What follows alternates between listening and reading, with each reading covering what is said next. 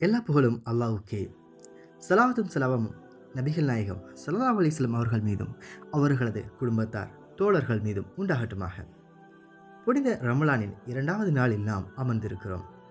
அல்லாஹ் இந்த மாதத்தின் நோன்பை கடமைக்கத்தின் மிக முக்கியமான நோக்கம் தக்வா என்னும் இறையச்சத்தை நாம் அடைய வேண்டும் என்பதுதான். அல் குர்ஆனில் அல்லாஹ் கூறும்போது, உங்களுக்கு முன் இருந்தவர்கள் மீது நோன்பு கடமையாக்கப்பட்டது போல உங்கள் மீதும் கடமையாக்கப்பட்டுள்ளது. அதன் மூலம் நீங்கள் தக்வா இறையச்சம் உடையவர்களாக ஆகலாம் என்கிறார். பசியோடும் தாகத்தோடும் இருப்பது மட்டும் நோன்பல்ல. அந்த பசி நம் உள்ளத்தில் இறைவனை பற்றி பயத்தையும் அவனது கண்காணிப்பில் நாம் இருக்கிறோம் என்ற உணர்வையும் ஏற்படுத்த வேண்டும். தக்வா என்றால் என்ன? ஒருமுறை உமர் ரலியல்லாஹு அன்ஹு அவர்கள் உபை இப்னு காஃப் அவர்களிடம் தக்வா பற்றி கேட்டார்கள்.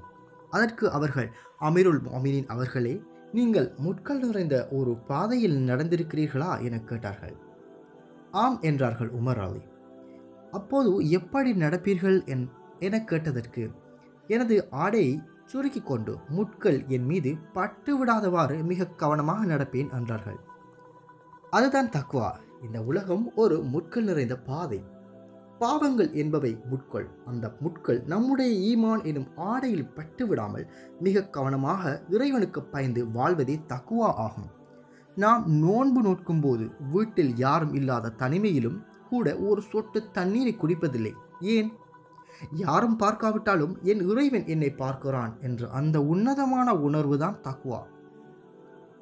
இந்த உணர்வு ரமலான் மாதத்தோடு முடிந்துவிடக்கூடாது. ரமலானில் தண்ணீரை தவிர்க்கும் நாம் ரமலான் அல்லாத காலங்களில் பிறர் சொத்துக்களை ஆசைப்படுவதை தவிர்க்க வேண்டும்.